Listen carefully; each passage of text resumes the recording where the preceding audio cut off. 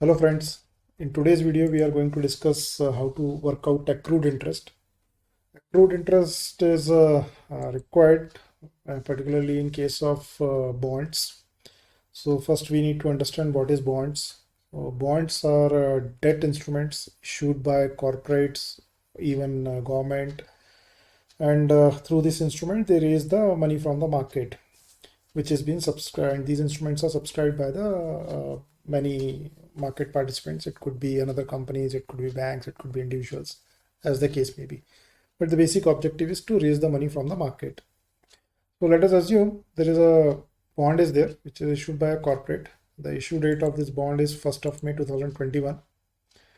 And bonds, there will be obligation on the company to pay interest on the bonds to the owner. So let us assume the first interest payment is due on 30th September 2021. And then the settlement date is 30th August 2021.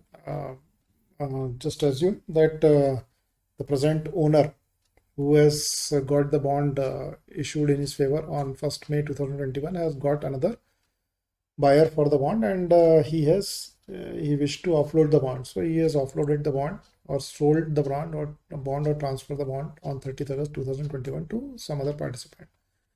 Now in this bond calculation, the first owner is entitled for the interest accrued on this bond in between period 1st May 2021 to 30th August 2021, because during this period the bond was in possession of the first owner, and the second owner will be eligible for interest only after this date. Then the coupon rate is the 6%, that is the interest rate which is payable on the bond. Par value is we are assuming it to be 1,000 rupees. Let us this par value is nothing but the face value of the bond. At this value the bond has been issued. Then frequency of we can say interest is semi-annual. We can take it annual also or quarterly also, depending upon how the interest is being paid. And there is a convention basis is there, means day count basis, how it is to be counted. So we have taken 30 by 365. You can take actual by actual also, or 30 by 365 also you can take. So here we are taking 30 by 360. Depending upon which type of bond you are dealing, you can go by that. Now, before we go for this accrued interest formula, there is one important aspect is there. The date formats have to be in day count method. So you have to convert these days into the day count using the date formula. So the formula is given here, and what we have done for our ease, we have bifurcated the date into day, month and year, and then use this formula to get the numbers. I'll do one once so that you can get idea. For that, just press equal and then select date, and then this is here. So year 2021, month is 5, that is May, and date is 1. That's what, and then okay. So you will get this, and then you have to convert it into number. General, when you do it general, you will get 24317. So that's how you have to convert it into day.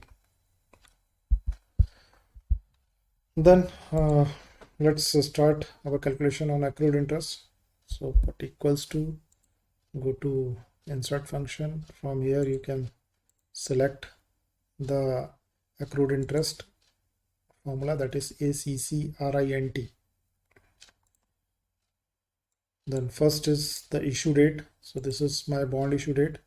I can select it from here also, but in some older version of Excel it doesn't take in this format. So let me just straight away go for this format.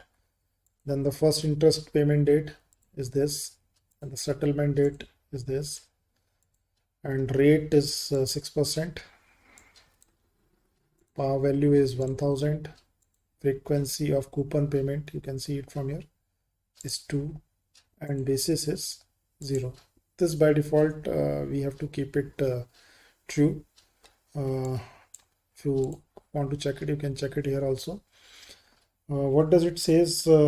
If we are putting it true, then the interest is calculated from the issue date, and if we are putting false, then the interest is calculated from the last coupon payment date. So by default, it is going to be true. Let us keep it true and then press OK. So here comes the accrued interest.